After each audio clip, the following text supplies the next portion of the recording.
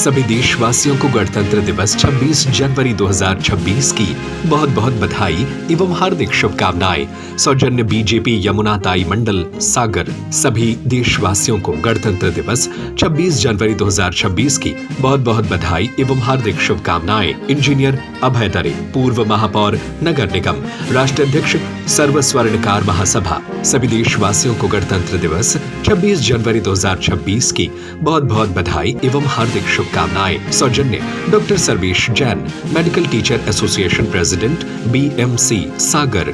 गणतंत्र दिवस के पावन पर्व पर समस्त नगर वासियों को हार्दिक बधाई शुभकामनाएं। सौजन्य आनंद हेला, जिला शहर कांग्रेस कमेटी सागर। सभी देशवासियों को गणतंत्र दिवस 26 जनवरी 2026 की बहुत बहुत बधाई एवं हार्दिक शुभकामनाएं। सौजन्य डॉक्टर नीना गिडियन, संयुक्त संचालक स्वास्थ्य सागर।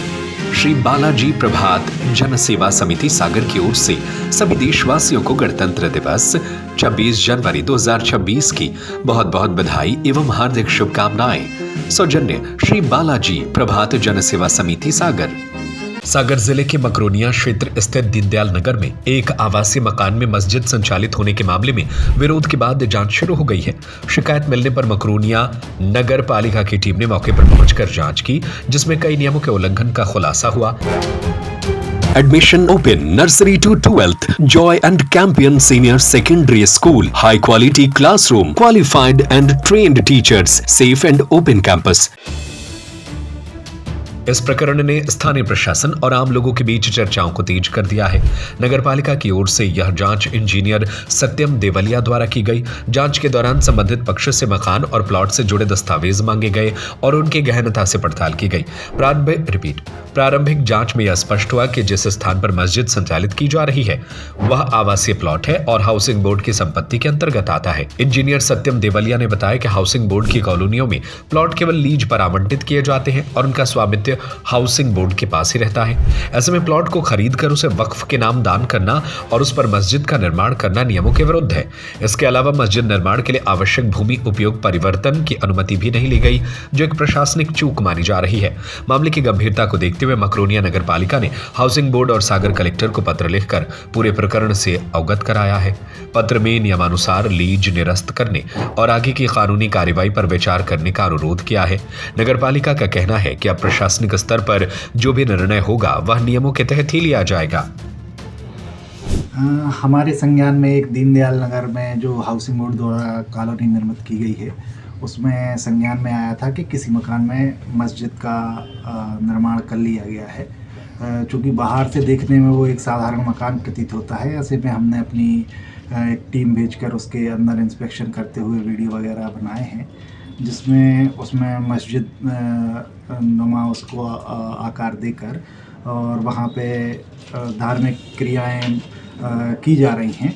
तो उसमें फिर हमने उनको संबंधित को नोटिस तामील किया, जिसमें उन्होंने अपने दस्तावेज प्रस्तुत किए हैं। चूँकि हाउसिंग बोर्ड रहवासी कॉलोनी है, जिसके प्लाट नंबर 1466 की जो है जानकारी है। इस मकान को किसी व्यक्ति द्वारा एक रोशन खान और उनको बेच दिया गया था, जिनने दान पत्र करके उस को वक्फ कर दिया गया है। तो अब इस पे आगे क्या कार्रवाई हो रही है? अभी जो हमने प्रथम दृष्टया जो इनके दस्तावेज देखे हैं, उसमें संबंधित द्वारा 100 रुपये के नोटरी के दस्तावेजों के द्वारा माध्यम से दान पत्र किया गया है, जो कि प्रथम दृष्टया वैलिड नहीं है। और इस मामले में चूँकि हाउसिंग बोर्ड की भूमि है, तो उसको वक्फ भूमि लीज पर होती है, उसके मालिक हाउसिंग बोर्ड ही रहता है।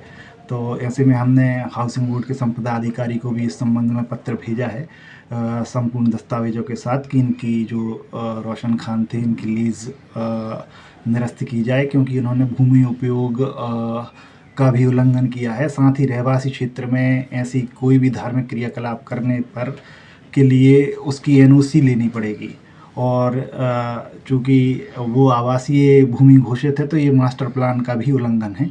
इस संबंध में हमने कलेक्टर सर के लिए भी इसमें पत्राचार किया है।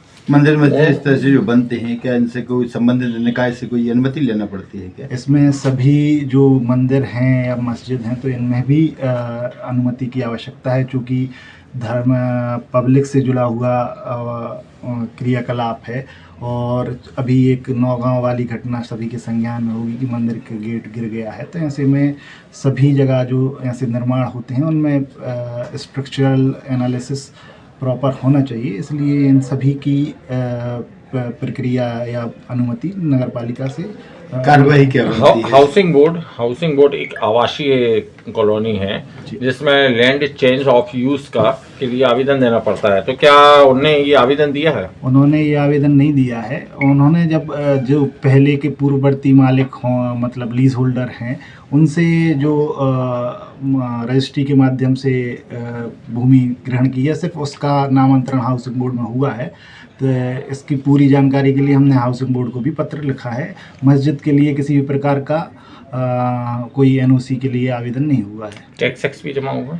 टैक्स भी संबंधित रोशन खान जो मालिक थे उन्हीं के नाम पे है, मस्जिद के नाम पे नहीं हो ही नहीं सकता वो। तो टैक्स क्या मस्जिद के नाम पे जमा हो रहा था या नहीं, टैक्स संबंधित रोशन खान के नाम पे, जिनके लीज होल्डर हैं उन्हीं के नाम, रेसिडेंस के नाम, रेसिडेंशियल ही हो रहा है। Admission open nursery to 12th. Joy and Campion Senior Secondary School. High quality classroom, qualified and trained teachers, dance and music, counseling service, science and computer labs, sports and game, safe and open campus. Address in front of ITI Khorai Road, branch 2, 638 Sadar Bazar, Sagar.